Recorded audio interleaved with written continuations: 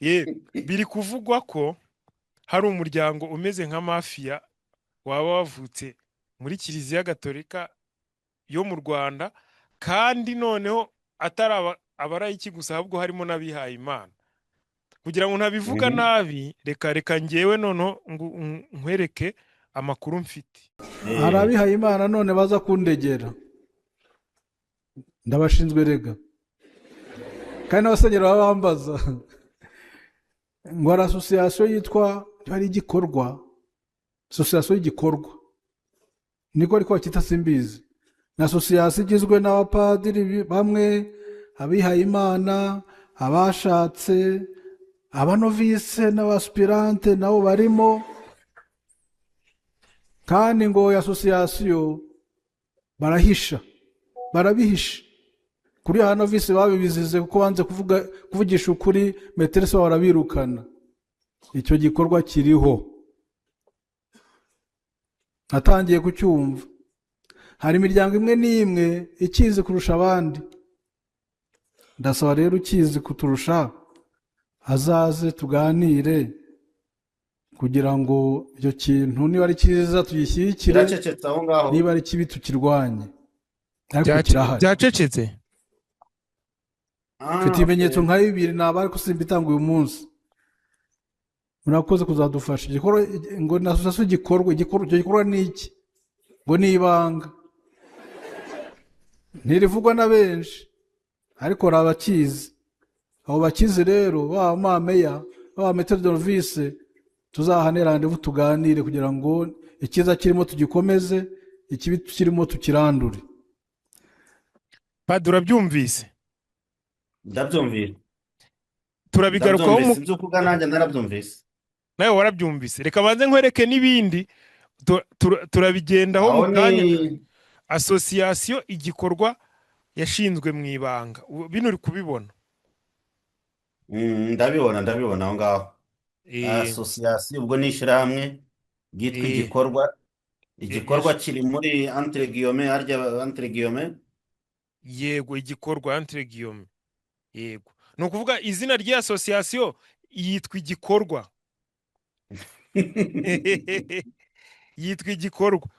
Noneho Musenyeri Hakizimana yanavuze ko amaze iminsi yumva amakuru ajyanye na asosiyasiyo yiswe igikorwa, avuga ko ikora mu ibanga kandi ko hari n'abayigiriyemo ingaruka. Inshuti bakunze ba Emi Pro Media, abakunze ba Kiliziya Gatolika, umubyeyi wacu ari nayo operating system dukoreramo, abari mu Rwanda ndetse n'abari muri diaspora, Kristo Yezu akozwe.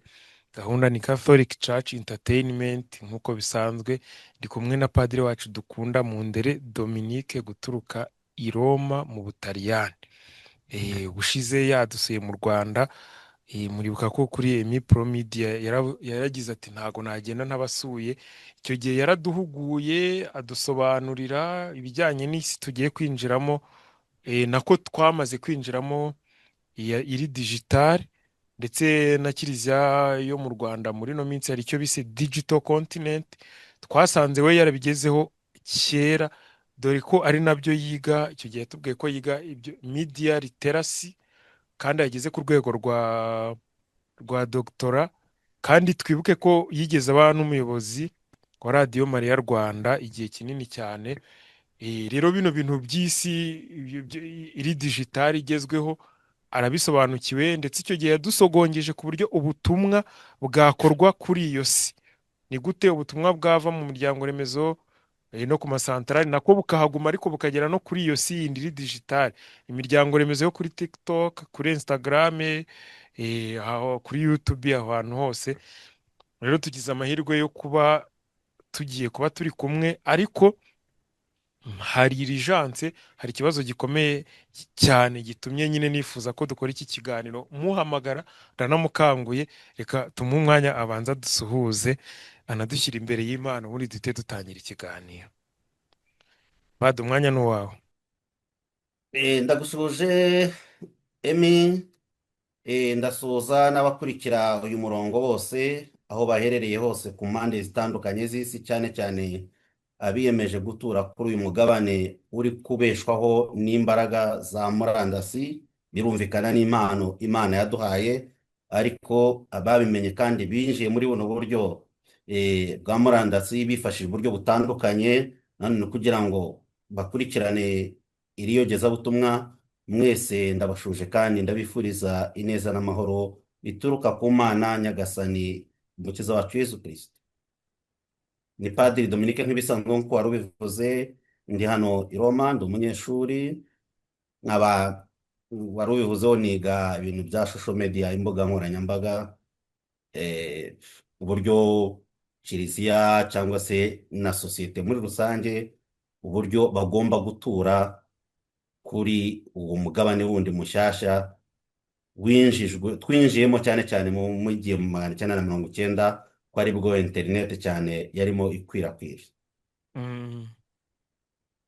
Wow, Padi turakwishimiye cyane, wabanza ukadushyira imbere y'Imana rero kugira ngo ibyo tugiye kuganira Imana ibe ibirimo. Ku izina ry'Imana Data na Mwana na Roho Mutagatifu, Amen.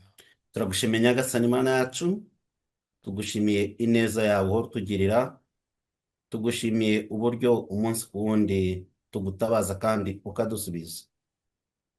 Buri wese ukurikiye iki kiganiro, byaba muri aka kanya ndetse no mu kindi gihe, umugisha kandi usubize ibyifuzo bye, amasengesho akugezaho gutakambira, uyakire ugiriye ubuntu n'imbabazi byawe, utitaye ku ntege nke. Umugisha rero izi mbuga nkoranyambaga zacu dukoresha kugira ngo dukomeze kwamamaza inkuru nziza yawe y'umukiro, bityo koko umuntu akomeze akire kandi n'izina ryawe rikomeze risingizwe ubu n'iteka ryose. Amen. Padi urakoze cyane kudushyira imbere y'Imana, nta zindi protokole. Ngenda babaye cyane, impamvu nahisemo kuguhamagara nuko nzi ko bino bintu byiga by'imbuga nkoranyambaga uranakoze gusuhuza abantu bahisemo gutura nyine kuri ino si nshyashya, ku yindi si cyangwa kuri ino kontina iri digitale, kuri ino mihanda rero yo muri iyo si iri digitale, iyo kontina iri digitale, hariho ubutumwa bubabaje cyane. Umwepiskopi wa diyoseze ya Gikongoro hari ibintu yasabye abihaye Imana ndetse n'abandi batandukanye kumufasha gusobanukirwa, kuko bibangamiye ubutumwa ndetse n'umuryango w'Imana. Ibyo ngibyo Padi, nizere kuri kunyumva, ndi gukeka ko hari ibintu ndakumva rwose. Igende nibiramuka biba ngombwa ko nintakumva, ushobora kuba utari kunyumva, numvisha hari ikibazo cya tekinike. Ndi kukubwira ko umwepiskopi wa diyoseze ya Gikongoro yatabaje, ari gutabaza, ari gusaba ko abantu bamufasha gusobanukirwa ikintu ngiye kukwereka mu kanya. Ndetse ibyo bintu nasanze na Radio Mariya Rwanda yarabyanditse, n'abandi bantu bagenda babivuga, ariko ibyo bibiri nibyo bibigaragaza neza. Ngiye kubikwereka kugira ngo ntavuga nk'umuntu w'igicucu udafite ibyo ashingiyeho. Kambikwereke umfashe kubisobanukirwa. Mu gihe uri kubinyereka, uri kubishaka, ushobora kuba unambwira n'ibyo ari byo nkaba mbitekerezaho nanjye. Biri kuvugwa ko hari umuryango umeze nka mafiya waba wavutse muri Kiliziya Gatolika yo mu Rwanda, kandi noneho atari abarayiki gusa, ahubwo harimo n'abihaye Imana. Kugira ngo ntabivuga nabi, reka ngewe noneho nkwereke amakuru mfite. Hari abihaye Imana none baza kundegera, ndabashinzwe rega, kandi n'abasenyeri baba bambaza ngo hari asosiyasiyo yitwa, hari igikorwa, asosiyasiyo y'igikorwa, niko ariko bakita, simbizi. Ni asosiyasiyo igizwe n'abapadiri bamwe, abihaye Imana, abashatse, abanovise n'abasipirante nabo barimo. Kandi ngo asosiyasiyo barabihisha kuri abanovise babibizize kuko banze kuvugisha ukuri, meterese barabirukana. Icyo gikorwa kiriho, natangiye kucyumva. hari imiryango imwe n'imwe ikizi kurusha abandi. ndasaba rero ukizi kuturusha azaze tuganire kugira ngo icyo kintu niba ari cyiza tugishyigikire, biracecetse aho ngaho. niba ari kibi tukirwanye, ariko kirahari. byacecetse. mfite ibimenyetso nka bibiri naba ariko simbitanga uyu munsi. murakoze kuzadufasha. igikorwa ngo na asosiyasiyo icyo gikorwa ni iki? ngo ni ibanga, ntirivugwa na benshi, ariko hari abakizi. abo bakizi rero baba mameya baba metodorvise, tuzahane randevu tuganire kugira ngo icyiza kirimo tugikomeze, ikibi kirimo tukirandure. Padiri urabyumvise? ndabyumvise. turabigarukaho ibyo uvuga nanjye narabyumvise. nawe warabyumvise. reka banze nkwereke n'ibindi turabigendaho mu kanya. ahangaha bino nabikuye ku rubuga kuri YouTube channel ya Kibeho, Sanctuaire de Kibeho. aha none ibindi nabikuye kuri website ya Radio Maria Rwanda. ifungura iyo website turebe naho. urabona ko hano ndi kuri website ya Radio Maria Rwanda, wanahoze uyobora, ushobora no gusanga ari nawe wayishinze ino website. ya rwose ntabwo ari njye rwose. hariho inkuru ivuga ngo Kibeho Musenyeri Hakizimana. ushobora kugerageza kugira iyo nkuru ukayagura, kuko biracyari kurekera, iracyagaragara mu buryo ari ntoya. yuzuze muri ekara yawe. nagerageje. okay, niyo wagerageje bireke uko biri, ubwo nyine nakundi. baravuga ngo katurebe ngo drag, kandebe niba nshobora kuyigira nini. ahantu hari zoom ndabona ntayo. reka mbikomeze gutya ntabyica. icyangombwa ni uko wavuze aho biri, kandi umuntu akaba yashobora no gusoma aho biri. gusa nawe iyo titire, uwo mutwe w'iyo nkuru uragaragara, ndi kuwubona neza, nanjye nasoma da. kuwa 2 Gashyantare 2026 abihayimana baturutse mu madiyosezi yose y'u Rwanda bakoreye urugendo nyobokamana Kibeho. urabona ko biri gusomeka, nanjye ndi kubisoma. biragaragara rwose, dore titire yanditseho ngo, uri kuyibona, Kibeho Musenyeri Hakizimana yatanze inama ku bibazo 4 bigaragara mu bihayimana. yenda ntabwo icyo tugamije ari ukureba ibyo bibazo byose. reka mbereke yenda ikidushishikaje. icya mbere cyo ngo ni amarira y'abamameya n'abakuru b'imiryango. ibi ngibi ninagerageje kubisoma, mbona icyo bivuze, ariko ntabwo kitureba cyane. ikitureba ni iki ngiki ngiye kukwereka muri aka kanya. Asosiyasiyo igikorwa yashinzwe mu ibanga. bino uri kubibona? ndabibona aho ngaho. asosiyasiyo ubwo ni ishyirahamwe ryitwa igikorwa. igikorwa kiri muri entre guillemets, harya entre guillemets. yego, igikorwa entre guillemets. yego, ni ukuvuga izina ry'iyi asosiyasiyo yitwa igikorwa. yitwa igikorwa. noneho Musenyeri Hakizimana yanavuze ko amaze iminsi yumva amakuru ajyanye na asosiyasiyo yiswe igikorwa, avuga ko ikora mu ibanga kandi ko hari n'abayigiriyemo ingaruka. yagize ati, hari abihayimana baza kundegera, ndabashinzwe rega, kandi n'abasenyeri barabambaza ngo hari asosiyasiyo yitwa igikorwa. ni asosiyasiyo igizwe n'abapadiri bamwe, abihayimana, abashatse, abanovisi n'abaspirante nabo barimo, kandi ngo barabihisha. yongeyeho ko hari abanovisi bahuye n'ibibazo kubera kutavuga ukuri ku bijyanye n'iyo asosiyasiyo, ku buryo babizize banze kuvugisha ukuri. meterese wabo arabirukana. yasabye uwaba afite amakuru arambuye kuyatanga kugira ngo hamenyekane niba icyo gikorwa ari cyiza cyangwa kibi. yagize ati, ndasaba ukizi kuturusha ngo azaze tuganire kugira ngo icyo kintu niba ari cyiza tugishyigikire, niba ari kibi tukirwanye.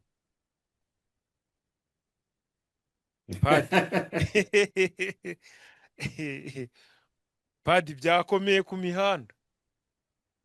Ah, ibintu nyine ni kwa kundi nahoze nkubwira Emi, isi tugezemo uyu mugabane wundi nyine twahoze tuvuga, ni Mm, uko kora iyo ibintu byageze kuri uyu mugabane rero mm. nta kundi nawe wabigenza gute, byahageze. Byageze ku muhanda, abamotari nabo kandi iyo batangiye. bihageze abahari barabyakira, Mm, babihaye karibu nyine, urumva ko nyine. kandi ikindi byanditswe, icyo nabonye nk'uko wabigaragaje, ubundi mu gutahuza amakuru umuntu agomba kureba imbuga navuga za ba nyir'ubwite. Burya ikintu cyatambutse, tuvuge ku rubuga rwa Kibeho, kuri radiyo Mariya, kuri Pakisi TV, kuri Kinyamateka, ibyo ni mm, ibintu biba byavuzwe koko n'ubuyobozi bwa Kiliziya. mm, Ntabwo wenda tuvuge urugero nk'inkuru nk'iyi ushobora kuntumira ngo wayibonye kuri ka cano ya YouTube yenda iciriritse, ngo untumire ngo mbwire ngo urabizi ko igihe wambwira ngo urashaka ko tubiganiraho, nabikwemereye kubera ko nabonaga nanjye byanyuze ku mbuga zizwi za Kiliziya. Ni nk'uko ubushize abakurikiye ku murongo wanjye twavuze ku kibazo cyari cyabaye mu Ruhengeri igihe hagarikwaga ubutumwa bw'abihaye Imana. mm. Twari twagendeye ku nyandiko umwepiskopi wa diyosezi ya Ruhengeri yari yatangaje, aba arizo tuzamukiraho. Mm.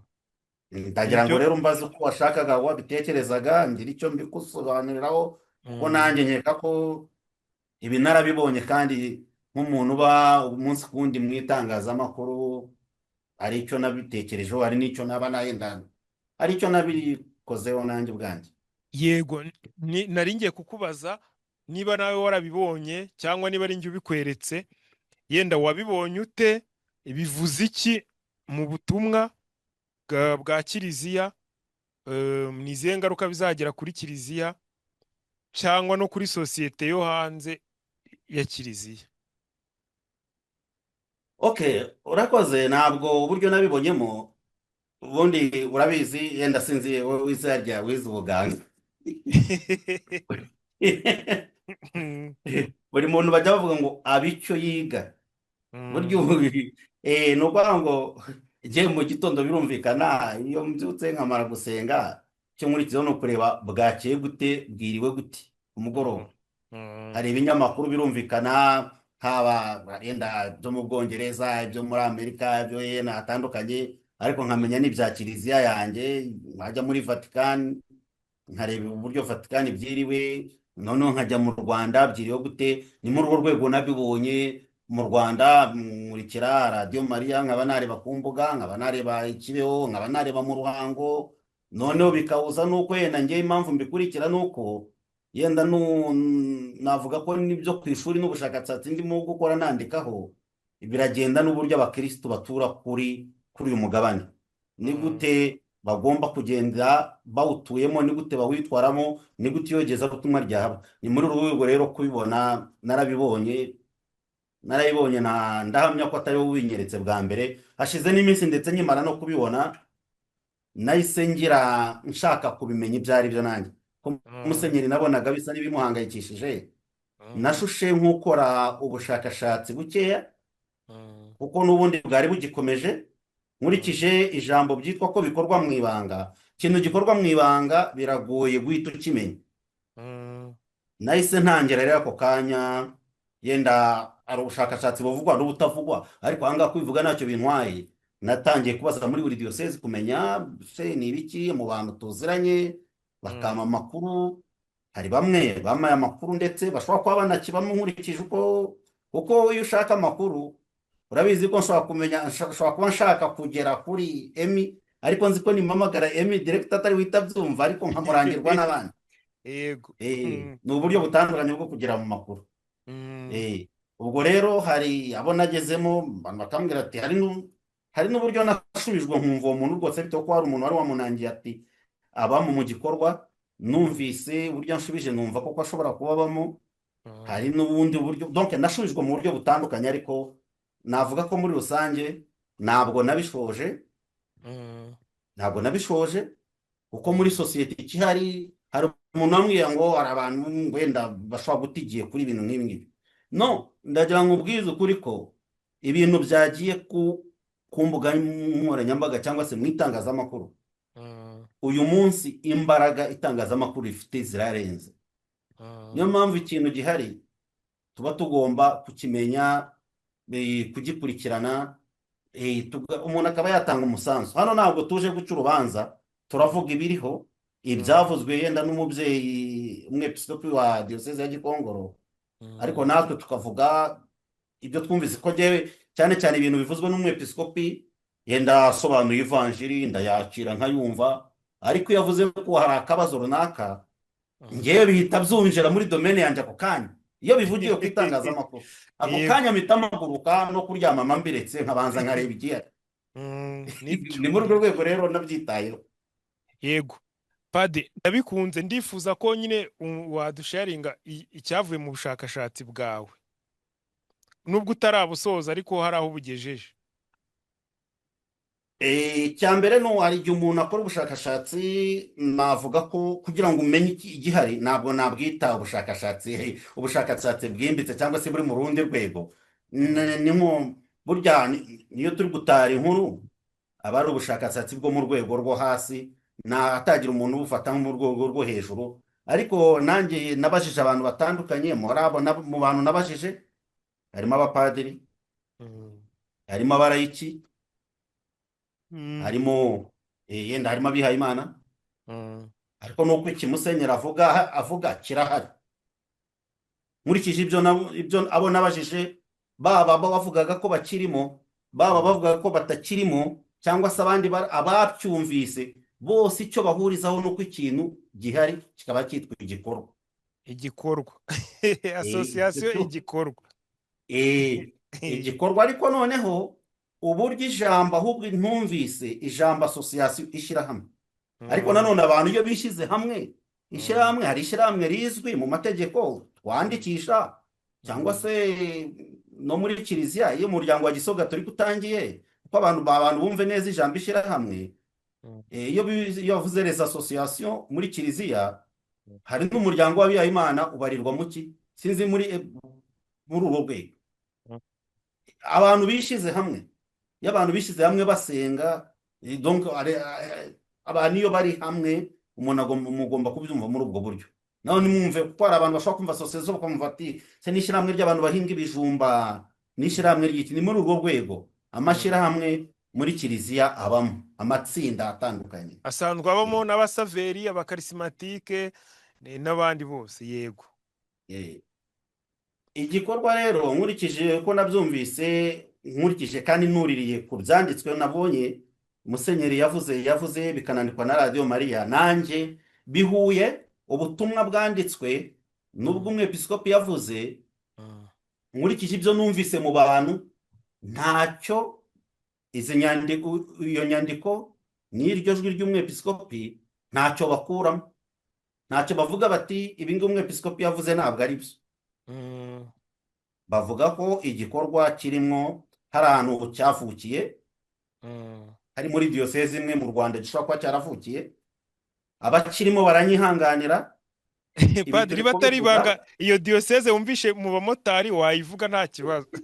Oya, no, twebwe muri urumva wese ko wumvise ko umwepiskopi nawe yavuze ati hari ibyo mbabwiye ibindi mbaye mberetse. Nshobora kuba ngewe nshobora kugira icyo mvuga nkatuma nyobya yenda ubushakashatsi umwepiskopi ari gukora, ukabangamira iperereza. Ndi kubyumva, nkabangamira iperereza rye.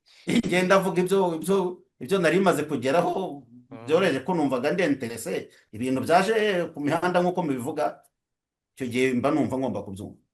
Igikorwa numvise ko gishobora kuba cyaravukiye cyane muri diyoseze, ariko nyuma kikagaba amashami. Muri abo bantu harimo abihaye Imana, abicara nyine, abafureri, abapadiri, abafaratiri nk'uko nabyumvise, abafaratiri, abanovisi bari gutegurwa mu kwiha Imana. Noneho icyo gihe ndagira ngo mubwire ko ikintu cyatumye nyitindaho, yenda bakirimo nagiye mbabwira ni muranyihanganira, njye ntabwo nje guca urubanza, ndavuga ibyo nakire n'ibyo numvise.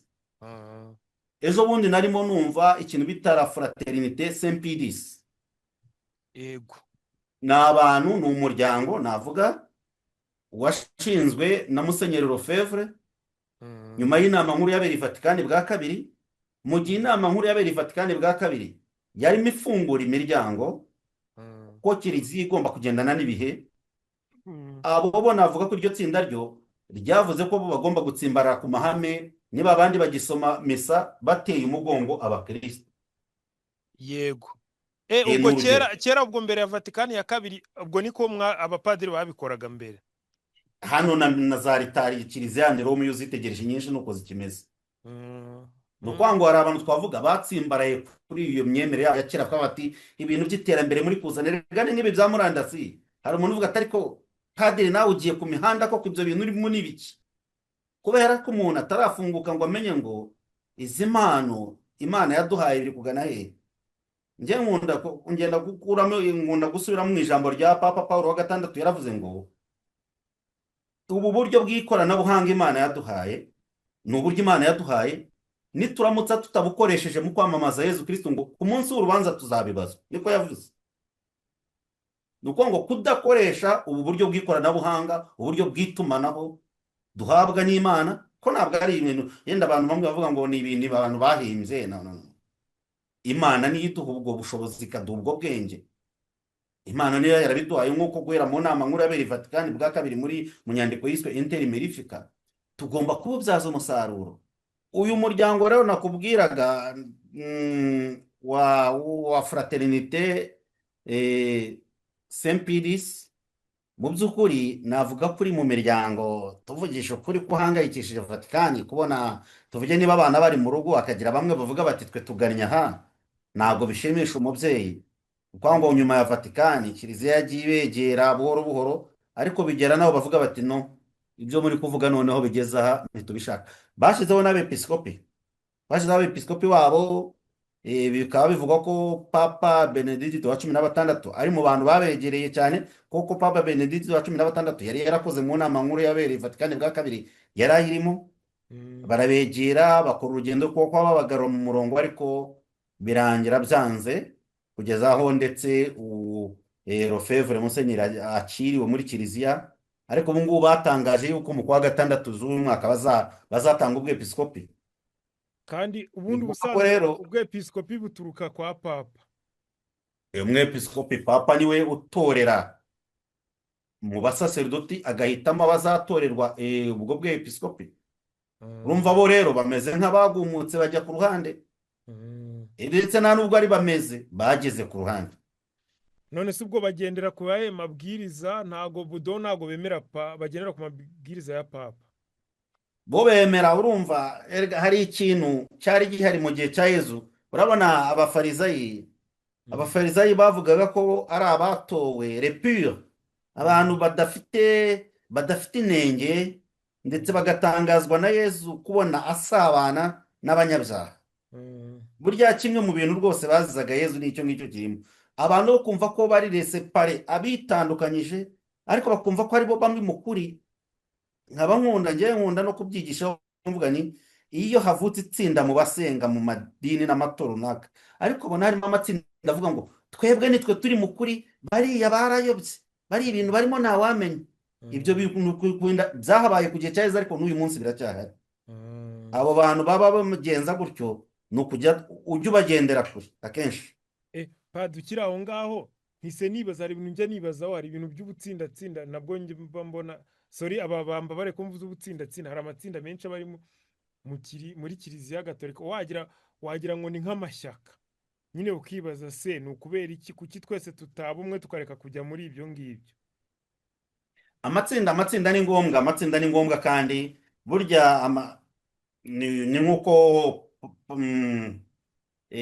kiliziya nimwe ariko igizwe n'ingingo zitandukanye, nk'uko umubiri ari umwe. Pawulo Mutagatifu arabivuga.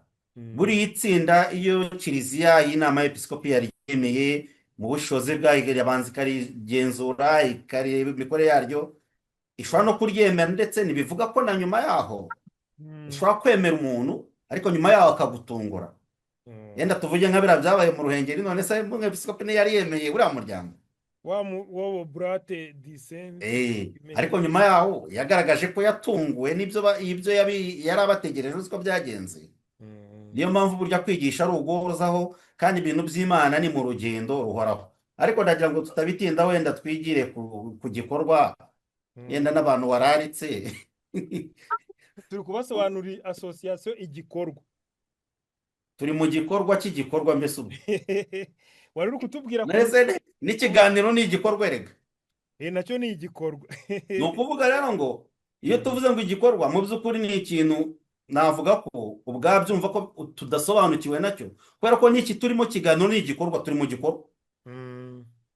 Nkurikije rero ibintu bambye nabonye nuko nari nkubwiye ahantu bavuga ko cyavukiye muri diyoseze imwe, ndetse abantu bakacyitabira bakagenda barukirita, bagenda bahamagarana hagati yabo, bakagira donc bafite uburyo babayeho ubwabo.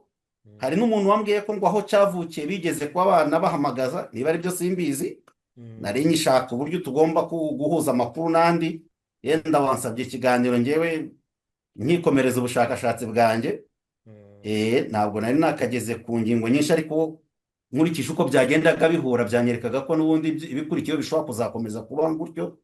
Echantion ni ikimaze nyine rega guhitamo abantu, ntabwo baza bose, ariko ni igikorwa kirimo abantu. Icyo gikorwa kirimo abantu baba mu gihugu n'ababa hanze y'igihugu, n'abadiaspora barimo. Abadiaspora barimo ku buryo rero n'umusenyeri ubwo yabivugaga, ariko burya ikintu kirimo rero n'abadiaspora kiba kimaze kwaguka. Urumva cyahereye muri diyoseze imwe iri hano mu Rwanda, kigenda kigaba amashami kugeza n'ubwo kigeze muri diaspora.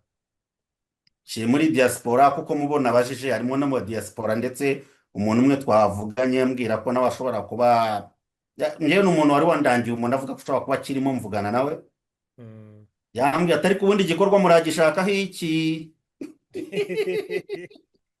ariko iryo zina muragishakaho iki padiri? Igikorwa riri seriye.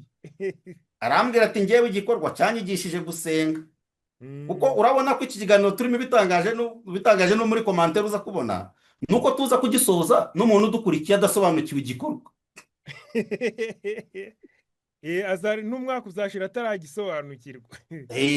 Urumva rero ati ngewe nagiye mu gikorwa, banyigisha guca bugufi, banyigisha gusenga, banyigisha gutuza.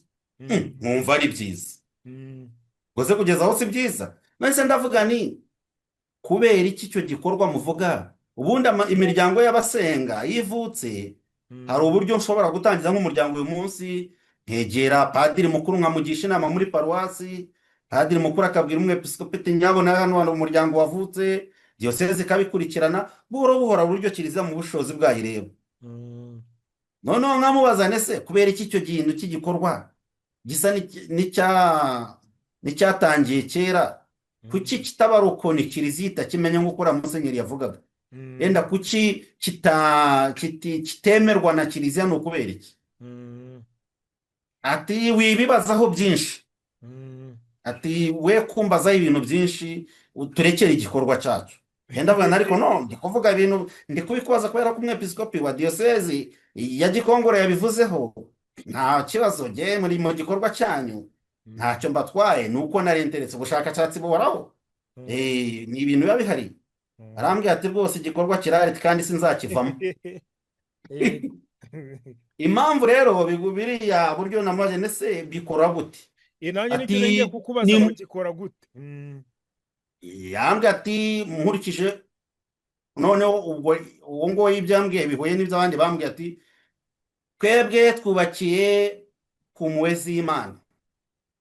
None se impuhwe z'Imana ni tarase mama Faustina yatubwiye se, hariya se mu Ruhango kwa Yezu Nyirimpuhwe Ikabuga se naho ko nzi ko atoya, ati twebwe tubikora ukwacu yewe. Urumva ko nyine niyo umuntu abikora ukwe, uko ariko ntabwo akukubwira nyine nk'uko hariya musenyeri yavuze ngo ni ibanga, harimo ibanga rikomeye. Kuko hari n'undi nanone bari bambwiye ko akibamo, mubajije arambwira ati nyereka iyo video ndayimuha, musenyeri yabivuzemo ngira ngo hari icyo ari bumbwire, ariko yashoje atansubije. gusanga nanone n'isomo ndagira ngo emi tubwire abantu badukurikira, waba uwihaye imana waba utari wihaye imana, Mm, iyo umuntu akubajije ati gira icyo umbwira mm, ukanga gusubiza, ubundi mu itumanaho bavuga ko ikintu icyo ari cyo cyose kirakomunika. mm. donke niyo ucecetse uba uvuze, Meme iyo Rosirang. ucecetse hari ikintu uba utangaje. Mm, Hari umuntu ushize sinshaka kumuvuga, bamubajije amakuru aranga kuyavuga, amaze kwanga kuyavuga nyuma haza ni umuntu mu basenga, niko nkunda kuvuga gutyo, yanze kugira icyo atangaza, nyuma yaho njya kubona itangazamakuru riraje ryibariza undi muturage, bituma umuturage yivugira uko abibonye, yenda ashobora kuba yarabigoretse, mm. bituma avuga, kandi iyo uwo nguwo nyiri kubazwa iyo aza kugira icyo avuga yari kuba yashubije. Yenda mu itumanaho ntabwo urugero nanga urugero, nk'ubu ngubu ntabwo ushobora kuvuga ngo padiri ngo wiga ibiki, Mm, ngo cyangwa wiga he. Ibyo ntibisaba ko mbwira ngo ndabanza mbaze musenyeri ngo musabe uruhushya ngo nze kukubwira ibyo niga. ntabwo nta nubwo bisaba inkunga y'Abanyamerika. Mugari hari umuriro uvuga ngo bisaba Urumva inkunga. rero ari imvugo yateye ngo ndajya mbanza mbaze unkuriye. Banza wumve n'ikibazo bashaka kukubaza, nusanga akiri mu rwego rw'ugukuriye ubonye kugera gute kubivuga gutyo, nawe Hari guhita usubiza ngo ibyo ushaka kumbaza ngo bireke ngo hanyuma ngo ubaze abankuriye. Padi, hari n'abapadiri mu Rwanda njya nsaba ati wampaye ikiganiro kuri no topiki, ko ndi kubona abandi bantu bari kuyigoreka nkabibona kuri TikTok naye, kandi ko dufite y'abakristu bari gukonsoma ibyo bintu, kambwira ngo hoya, ngo keretse mbajije umwepiskopi ngo akabanza akampa uburenganzira. Aho ngaho ibyo uri kuvuga nkeka ko wenda ubwo iyo ubivuga gutyo, kandi n'abepiskopi nabo baba babikurikira, kandi ngewe ikintu nashimye mu Rwanda, abepiskopi hafi ya bose mbona ibintu by'itangazamakuru bose babirimo. Iyo babatunze kamera, iyo babajije amakuru ubona rwose bayatanga.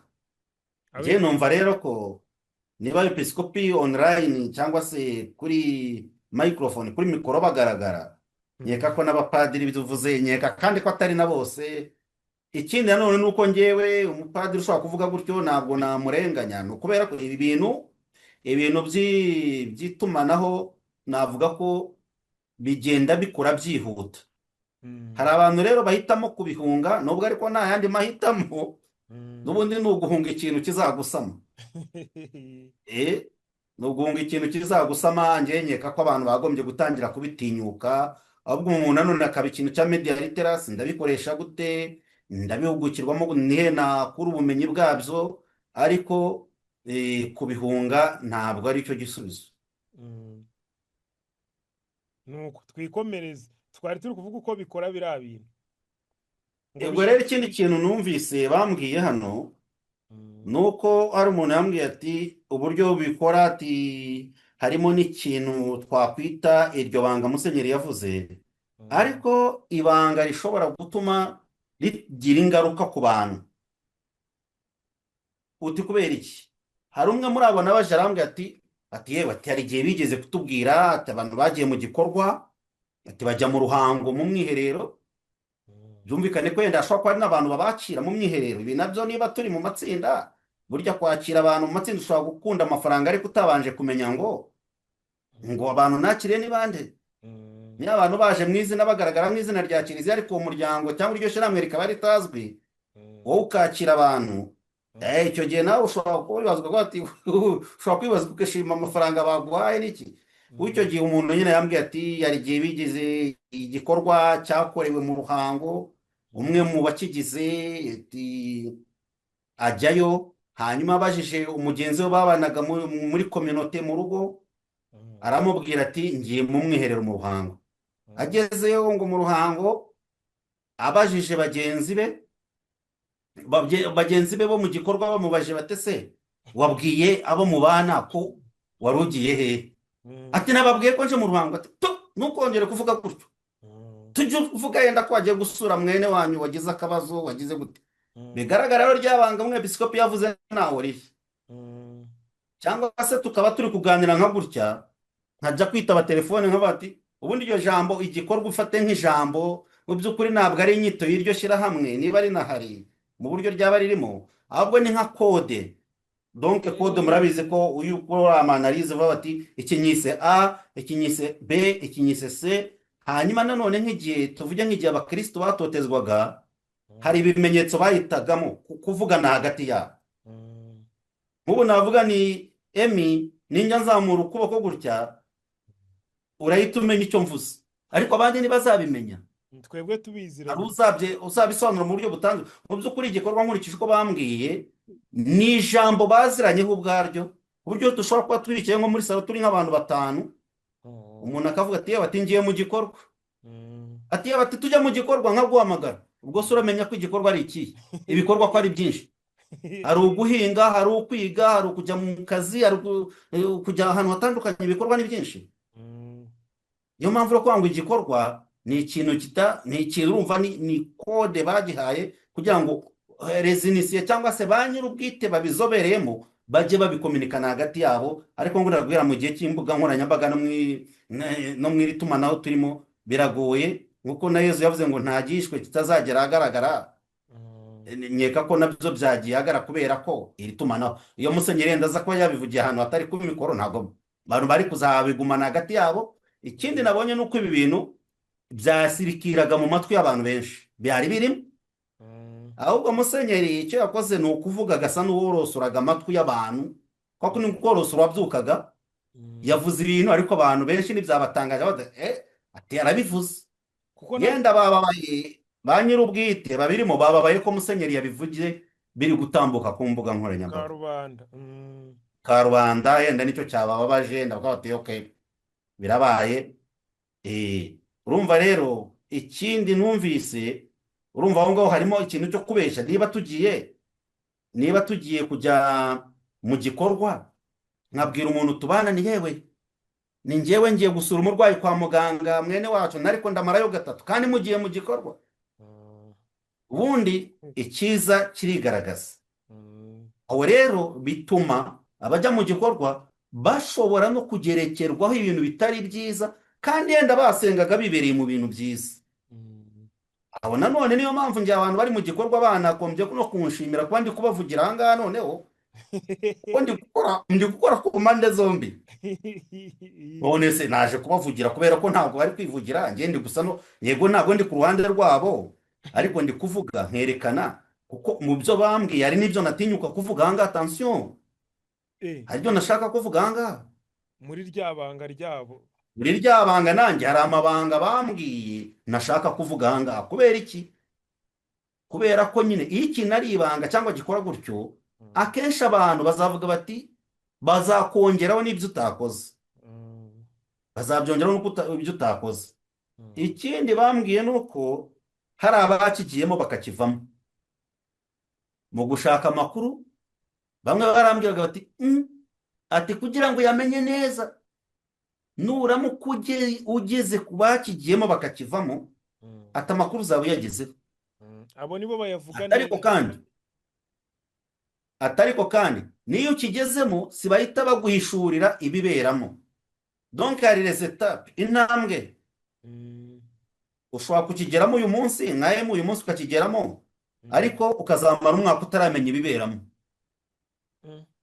Bagenda bakwiyishurira gake gake. Ibyo ngibyo nuko nabyumvise. Aho rero agenda ikindi bantu bigeze kumbwira nuko koko iyo bavuze ishyirahamwe nk'uko Musenyeri yabivuze, hazamo gutanga imisanzu, hazamo iki. Hari n'umwambwe ati ngewe n'imisanzu, ati numvise n'imisanzu itangirwamo hari abantu batajya bamenya n'uburyo ikoreshwa n'urugero. Ubwo ni ibintu by'imisanzu birimo. None nkurikiye ibyo bamwe.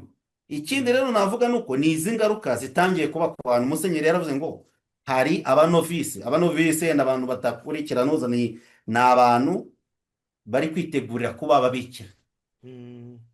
Urumva ngiye nshobora kuba ndi padiri hano, narangiza nkakubwira ni tujye mu kintu, yenda wowe uri faratiri ukankurikira kandi nge narageze ku bupadiri, yenda narasabye ubupadiri. Wowe rero ejo bundi bakumenya ugakurikira ngewe kandi ndi kurya mu kintu, hagombye kuba ubushishozi. Hanga kubitwa abantu bose bari mu nzira zo kwimana no kwigura Imana. ukuvuga ngo umuntu ni mukuru wawe ari kugushishikaza kwinjira mu kintu ntibihagije, Mm. ariko banza ushoza uvuga iki kintu kiliziya ndi kwinjiramo iracyemera iracyakiriye. Mm. Urumva nk'abo bantu musenyeri yavuze abanovise birukanwe, mameya ntabwo yakwihanganira kumva nyine niba harimo ibintu by'ibinyoma n'iki umuyobozi w'imiryango ntabwo yabyemera. Mm. kuko nawe bishobora kumugiraho ingaruka. Ikindi twagiye tuvuga ko ari abantu nko mu nkiko za kiliziya hari igihe bashobora kwirukana n'umuryango w'abayimana ukaburana ukajurira ukanatsinda bibaho, Mm. ariko iyo uri mu kintu nk'icyo ntawe wahingutsa dosiye yawe Mm. kuko uri mu kintu kiliziya itemera. nka padi mbere yo gukomeza nka buriya bari ababikira birukanye bo mu Ruhengeri bashatse bajya kuburana muri rwa rukiko rwa kiliziya. Bajurira da none padiri shari niyo bitubwiye, ariko hari igihe ureba ibyo uri kwerekwa nawe ukavuga ati se ndajya ndajurira remereye kuko padiri shari yarimo tubwira ngo hari iminsi niba ari 10, wowe nibo wizobereyemo niba bidusobanuriye aba ati ese iminsi ko yanarangiye urumva hari icyakorwa. Mm. Ndabyumva. Urumva rero ntabwo niba hari abantu batangiye kubihomberamo ndumva ko ari ikintu kibabaje cyane. Ejo bundi hazaza umwana ari kurira avuga ati nataye nanjye kuba maseri nanjye kuba fureri nanjye kuba padiri ariko banyigisheho kubera igikorwa, ubone bitangiye kugira ingaruka zitandukanye zagutse. njye hari n'umuntu nabajije wigeze agera n'inyakibanda ariko utakibibamo arambwira ati njye nkiba n'inyakibanda ngo hari abafaratiri babibagamo, ni ukuvuga n'abafaratiri ngo babibamo nka kuriya twabonye nyine mu nyandiko ngo n'ababikira n'abanovisi. Ya urumva nyine nawe yaguhaye amakuru uko wabyumvise kandi turi kuvuga kavuzwe, byose birashoboka byose birashoboka. Ingaruka ko zigiye kuba nyinshi ubwo birukanye abo ngabo wasanga ahubwo nibimara musenyeri namara gukusanya amakuru mfite ubwoba ko hari n'abapadiri bazabigenderamo. Nkeka ko iyo ibintu bivuzwe gutya nkeka ko musenyeri yashoje avuga ati hari nkurikije video ko wayigaragaje yavuze ati hari ibintu twumvise atari ko hari n'ibindi tutanavuze ariko ndagira ngo muze tuganire niba ari byiza tubishyigikire. Mbese byasaga abepiskopi bakanga gushyigikira ibintu byiza biteza imbere kiliziya, nibo ba mbere ndetse bahamagariwe imbere y'abandi kubiteza imbere. Burya hari igihe dukunda kuvuga ngo nk'ubu ukaba uri padiri ukavuga ngo urashaka gukunda kiliziya kurusha umwepiskopi cyangwa ukaba uri muri paruwasi ukavuga ngo ngende umurayiki ndashaka kuyikunda kurusha padiri mukuru. Niba ushaka kuyikunda muri urwo rwego wakwegere padiri mukuru wawe mukicara mukajya inama ukamuha igitekerezo mugashyira hamwe maze yamba ashinzwe ikakira icyo gitekerezo maze kikazamuka. Padiri nari ngiye kukubaza muri analize yawe yenda ibyo umbwiye ni ibyo mu bushakashatsi aho wari ugejeje mu bushakashatsi urabona ari iki ubundi akenshi yamana ikintu ibintu by'ibimuvoma bivuka muri kiliziya akenshi hari igihe bavuga ngo wenda havutse muvoma akaba ari igisubizo cy'ikibazo runaka cyari gihari. Urumva biriya bintu bifite imbaraga niba ari ibintu biri byavukiye muri diyoseze imwe bikagenda byaguka bikagera no muri diaspora hari imbaraga byifitemo. Ubwo we muri analize yawe urabona bivuze iki nyine yenda ni igiki bari gukwepa cyangwa ni ikihe gisubizo ni ikihe kibazo bari bashaka gusubiza? Okay, icyo navuga nakubwiye ko iyo utangiye gushaka no kumenya iki kintu cyitwa igikorwa abantu bose bakubwira ko uri busoze utakimenya 100%. Donc ibanga ryacyo rya mbere principe yacyo umurongo ngenderwaho wacyo w'ibanze ni ijambo ryitwa ibanga. Umutima wacyo kare ibanga rikomeye. Nk'uwo warashatse mu rugo rwawe we n'umugore wawe ari ibanga mwibitse.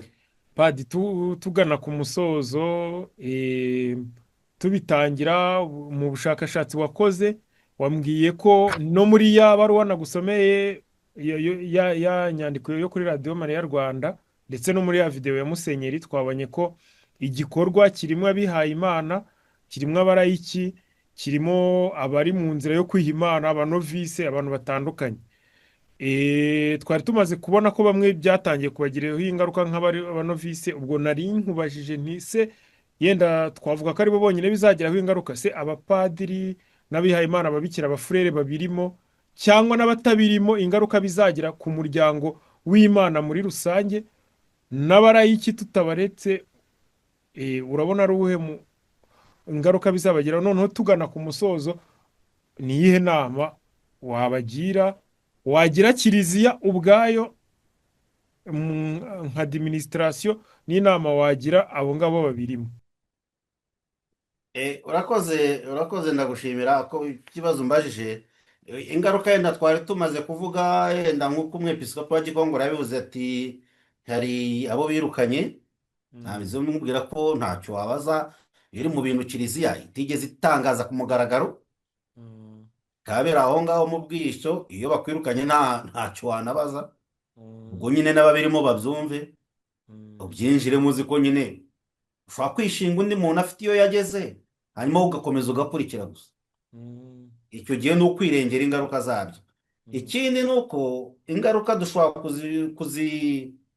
kuzishyira kuri lisite zikaba nyinshi. Yenda twaba tuvuze abo ngabo ni ku ruhande rw'abanovise mwahoze tuvuga, cyangwa se abari mu nzira yo kwiha Imana. Ariko se niba turi kumwe nkurikiye nk'uko abantu babivuze, kandi ibi turi kuvuga turongera ngo twibutse ko ababirimo, ubwo musenyeri yavuze ati muze twicare mu bitubwire, yenda dushobora kuba twarataye amakuru, yenda bamwe tukavugana n'abantu yenda batabakunda cyane bakaduha amakuru y'igice, ariko urumva ba nyir'ubwite nibajya kwivugira bizaba byiza kurushaho. Urumva niba turi ahantu turi yenda mu muryango, turi ahantu turabana, hanyuma nkavuga ni yewe ni emi ngiye ahangaha ariko ngiye ahandi, bwajya no kwanga ni ubuzima bwubakiye ku kinyoma. Ikinyoma icyo nacyo navuga ko nkurikije ibyo bavuze nabyo si byiza, bituma rero bishobora gutuma no communauté ihungabana. Niba amaze kuvumbura, urumva nk'ibyo by'abantu bagiye nyuma y'uko umuntu agiye mu ruhango akavugisha ukuri ati ngiye gusengera mu ruhango mu itsinda, abo bagenzi bakamukwama bati ntukajye uvuga gutyo, ujye uvuga ukundi. Ni ukuvuga ngo guhera uwo munsi yahinduye imvugo akajya abeshya. Niba yarabeshyaga rero, bivuga rero ko ikinyoma iyo cyageze mu bantu babana hamwe mu muryango, bamwe batangira kwishishanya. Ubwo ni bigiye kumera ubuvandimwe mu muryango, yenda nka bashiki bacu tuvukana, hari igihe ajya nko gusura nk'umusore akakubwira ngo ngiye kureba umushuti wanjye twiganye muri segonderi, urumva ni same language. Kandi urumva rero icyo ngicyo nacyo ntabwo ari cyiza. Ikindi burya no mu kwemera habamo nk'ibintu byo kuvuga ngo niba kiliziya itanga umurongo runaka, iyo abantu bashyizeho ibyabo, umuntu agomba kwibaza ngo ni ukubera iki. Hari inzira kugira ngo amatsinda n'amashyirahamwe nk'uko byavuzwe yemerwa muri kiliziya, kandi nkurikije ibivugwa aba bantu bamaze imyaka ifatika ihagije. Ukibaza uti kuki batayegera yenda ubwo buyobozi aho bituruka n'iki, kugira ngo bavuge bati none dore ibintu byacu turabitunganyije biri ku murongo, nimutwemerere dukore, twemerere dukore. Ikindi nkaba mbona ko iki kintu niba kivuzwe gutya, nagira inama y'uko abantu baba bakirimo noneho nyuma y'ingaruka nk'uko wari uvuze, nyuma y'ingaruka ni nyinshi twazirondora ariko si ngombwa ko tuzitindaho. Nyuma y'inama ngewe nagiye plutôt nyuma y'izi ngaruka twahoze tuvuga, twagira inama abantu ngewe mbona bakugombye kwegera kiliziya nk'uko umwepiskopi yabivuze, bakavugana ubwabo bakavuga bati rero bw'ibintu twari turimo, kuko n'ayo makuru tuyabona nk'uko navuze, hari bamwe babibamo bayatanga, harimo na bamwe babivuyemo. Ariko ikigaragara ni uko hari umwe n'abaje aravuga ngo nabane se kuki mukomeza kubaho gutyo nyine mutagaragara. Aramangwa se ngo Yesu ntiyavuze ngo tubeho nk'inyaryenge. Urumva nanone ufashe ijambo ry'Imana urikoresheje mu kwidefanda mu bintu bindi. Ni ukuvuga ngo ni ukudasobanukirwa ijambo ry'Imana urikoresheje ahantu bimeze ukuntu. Gusa njye hari principe, hari umurongo navuze dukora ikiganiro igihe habaga bavuga ngo habaye amabonekerwa i Musanze, natangiye mbabwira ijambo ryo Bibiliya rivuga ngo niba ibintu ari iby'Imana bizaramba, ariko niba ari iby'abantu bizagira gute? ntibizamara kabiri. Gasenya umusaza Gamariyeri yarabivuze mu byanditswe ati nk'abantu abakirisitu bari bugarijwe ati aba bana niba ibintu barimo ari iby'Imana ni ukuri muzabakubita ibiboko bigenze gute? Reka da ntawe bizajya. Ati kandi niba ari iby'abantu biraje byisenya ku kanya murebe. Aho rero nkurikije nanone abo bantu baravuga ati no ati twe ibintu byacu ntaho bizajya wana ati igikorwa ni mu kireke.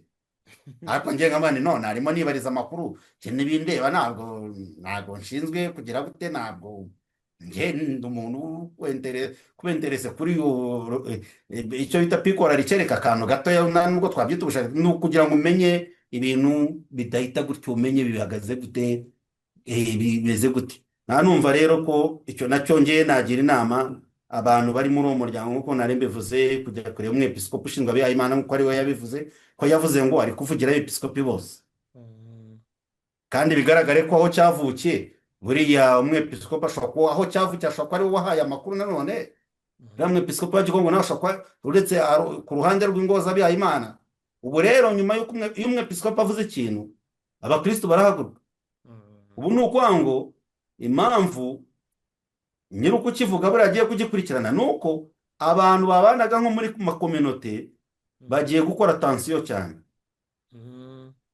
Kuko nkurikije nka ya kode nahoze mbabwira, niba abantu bavuga ngo turi mu gikorwa bakabona koko ibyo barimo ari byo by'ukuri, hari igihe bigera bakabona ko batari kumwe nabo bagasanga nk'aba bayigiza ku ruhande. Ibyo rero nabyo burya mu mibereho hari igihe bishobora gukurura ibintu byinshi. Iyo abantu batangiye gutyo bishobora gukurura byinshi, bati twebwe turi gukora ibi tukaguma aho ngaho gutyo gusa, hari igihe bishobora kuzana ibintu byinshi. nta numva rero ngewe iyo byavuzwe mbere byagiye bivugwa mu matwi, nge narabyumvaga ntabwo ari ubwa mbere, ariko iyo ibintu bigeze mu itangazamakuru nk'umwepiskopi akabivuga kuriya biba byagurutse. Yego. nkaba numva njya kugira ngo umuntu abe mu muryango rwishwa kandi bakaba bavuga ko ibintu bari gukora ari byiza, niba basenga njyewe umuntu yambwira ati tuvuga ishapuro y'impuhwe z'Imana turasenga, nanjye nkanzi ko nanjye ku rubuga buri saa 9 njya mbona abantu bayishyiraho hari urubuga turiho rw'abakirisitu bayishyiraho, ariko nkivuga nese itandukaniye niyo tuvuga.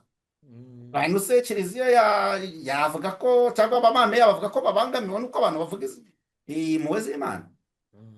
Urumva ko nuko hari ibindi bintu yenda niba nabyita byinshi bigize gute twabisobanuye mu buryo bwinshi. Njye nizo nama rero najya ngo nange uko abantu bakwegera kiliziya igasuzuma mu bushobozi bwayo, kareba koko ibintu ni ibiki, barakora gute, hanyuma bikemerwa. Ariko iyo bitagenze gutyo kuva byavuzwe, ngenda njya mubwira abantu barimo kuva byavuzwe kuriya, hari abantu bashobora kuzabihomberamo, kandi abantu babirimo bose nibangana. Hari igihe umuntu ashobora kuba hari umuntu arimo tuvuga nk'umurayiki avuga ati ngeze ko nifitiye urugo rwanjye urugero, ari undi muntu ashobora no kubivuga ari hanze, umuntu uri hanze abatandukanye n'umuntu utari hanze urimo imbere yenda tuvuge urugero. Mujya mubona ko hari n'igihe no mu zindi domene umuntu ashobora kugushuka ari hanze akavuga ibintu wowe ukabikurikira kandi nawe ukabyigana urimo imbere uri mu gihugu, ukabona nabyo ntabwo bifatwa kimwe ku rugero rumwe. Bisaba rero gushishoza abantu bashoze, abantu bicare, niba byavuzwe niba dutera amabuye twe twavuze ibihari, wanumiye nanjye sinari kwanga kuvuga igihari. Ntabwo ngewe n'igihe cyose wanumira ngenda umuntu udatinya, kuko nibyo mbamo ubuzima buri munsi. Nabivuze uko mbyumva kandi nabivuze nshingiye ku byo nakuye mu bantu, kandi twuririye kuri aya mabaruwa, twuririye ku ijambo Musenyeri wa Gikongoro yatangaje, twuririye twagendeye dushingira kandi kuri website ya Radio Maria ibintu yanditse. Nta bintu bidasanzwe, numva ari ibyo nibyo. Padiri, reka ngushimire cyane, noneho tunasaba n'abadukurikira. Ijwi ryawe ryabaye ritoya. Reka ngushimire cyane, gutya ririyongereye. Ndagushimiye cyane uko witabiriye ubutumire bwanjye. Nifuzaga mba numva nshaka kumenya, ariko ubwo ibyo menye byiza nkabisangira n'abandi, ariko cyane cyane aha ngaha turi gufasha uriya mwepiskopi wa diyoseze ya Gikongoro ko yasabye ko abantu bamufasha kumenya ayo makuru. Njyewe nawe shene zacu Emi Pro Media na Padiri Mundere Dominique turamufashije, none audience zacu badufashe, niba hari abafite amakuru bayashyire muri komenti kugira ngo dukomeze dufashe kiliziya itahure ibyo ari byo, niba ari byiza ibitera inkunga, niba atari byiza ntibitera inkunga, yenda bisenyuka. Kandi tubasaba ko abatarakora subscribe muyikore kuri Emi Pro Media ndetse no kuri Padiri Mundere Dominique.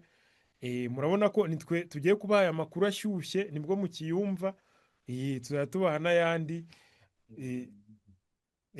Hari n'umuntu numvise hari hirya nawe uvuze ngo nawe nibwo ayumvise, ngo ejo azayavugaho. Padi, waduha umugisha rero tugasoza.